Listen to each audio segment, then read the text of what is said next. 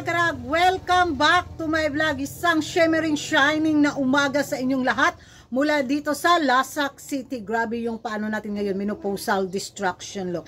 Energetic kayo si Kuragan dahil nga very energetic din ang mga chismisan galore na pinag-uusapan ngayon ng mga active na mga chismoso at mga chismosa nating friendly na neighborhood na mga Latinos at Latinas community, mga karag-karag sa mundo ng beauty pageant, na kung saan dito nga sa napiling mga kandidata na nag-tour around Mexico at iniwan yung mga 100 na mga kandidata sa hotel. Rumarampa lang sila doon. Oh. Moment ko no ay pek, posing, pasarela, gano'n na yung eksena nila sa mga ibang kandidata na naiwan sa bus sa pag-tour sa 12 or 13 candidates na napili ng Miss Universe organization. Maraming na-embeer na mga karag-karag, lalo na sinama daw si Tynes sa pa-tour na yun. Sana iniwan na lang daw si Upal-Upal at namili na lang daw at kumuha. Hawa diha, lamigas ba? Sana namili na lang daw ang Miss Universe organization yung mga bagong mga bansa bitaw na hindi laging nakukuha sa mga sponsor photoshoot, di ba?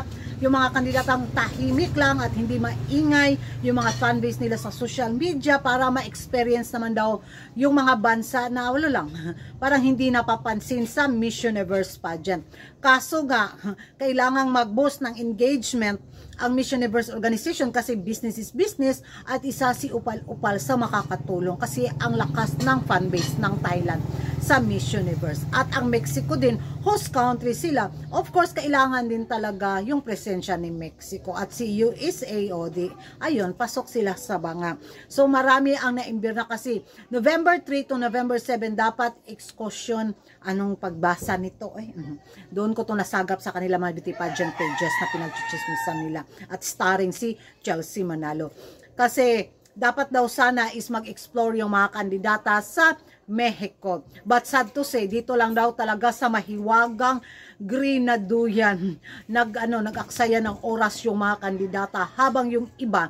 Buenos días, aquí estamos ya, vamos para Guadalajara, miren con quienes andamos, Thailand, USA, India, Paraguay, el equipo que nos va a dejar hermosas y nos apoyan siempre, y bueno, allá nos vemos. Nag-enjoy na makita ang Mexico.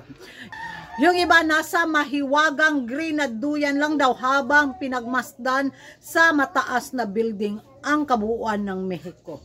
Diba yun yung hanas nila. Napaka-unfair daw na talaga nito mga karag-karag. So wala tayong magawa, kundi kumanas lang tayo sa social media. Well, decision pa rin yan ng Miss Universe organization. Siguro, inisip din nila yung security ng mga kandidata kasi hindi naman talaga nila kayang tingnan lahat yung 130 countries. Kanay lagi magbinurit-burit galore ba si Hello the Universe at si Paring Raul. Ayun, ang ending, nga. Parang, ay, Miss Universe na ba? Hindi masyado naming ramdam. Parang pandemic na nakatrangka lang sa bitaw, loob ng hotel yung mga kandidata at doon lang sila nagrampa-rampa galore. Diba?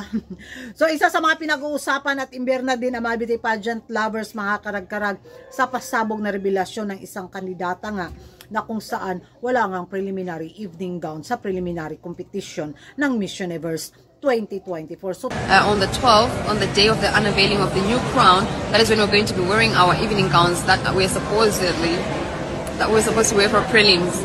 So we're going to do photo shoots in our evening gowns, and then they're going to put them out online, and then people are going to vote for the best evening gown. I guess that's the preliminary replacement. And then on the 14th, which is the initial day of the preliminary, we have got only swimsuit and national costume, and I'm so thrilled, I'm super excited to show you guys my national costume. Totoo talaga yung mga pasabog na mga pachismis, mga karag-karag, na kung saan nireveal naman ito ng Miss Universe organization noong mga nakaraang buwan.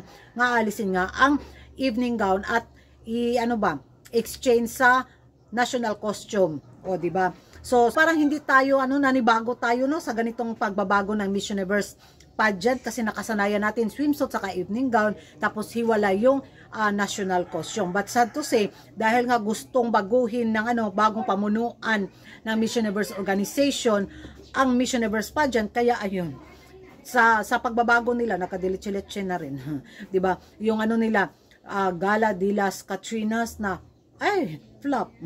Tapos ngayon, ewan ko na lang kung ano yung magiging outcome nito mga karag-karag. So marami namang sumuporta na mga chismoso at mga chismosa nating mga beauty pageant lovers sa social media na sang-ayon sila sa national costume at saka swimsuit.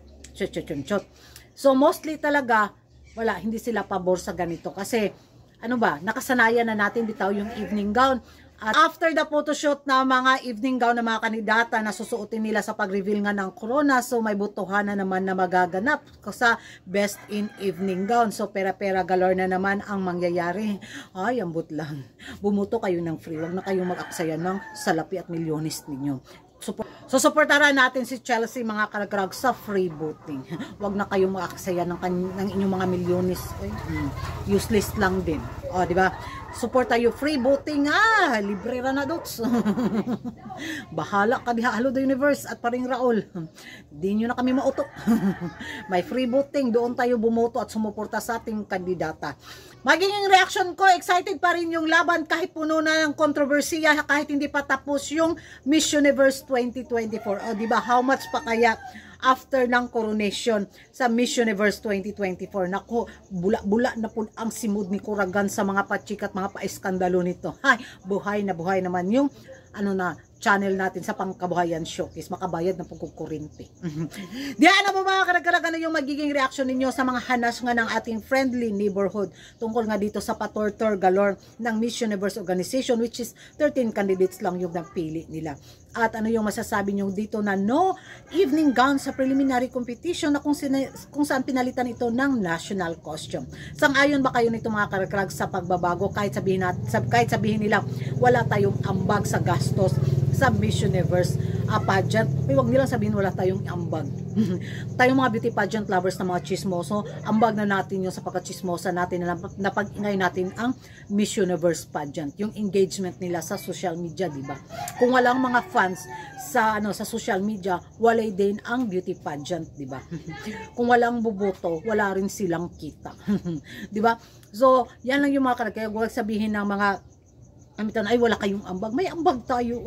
Yung time na ginugol natin sa pagpapanood ng Miss Universe pageant, yung time sa pagboto natin, ambag na natin yun. Yung pagsuporta natin sa mga kandidata natin, ambag din natin yun. Kaya kung humanas man tayo, ay ambag pa rin natin yun. #ambag for today's vlog. And bye bye.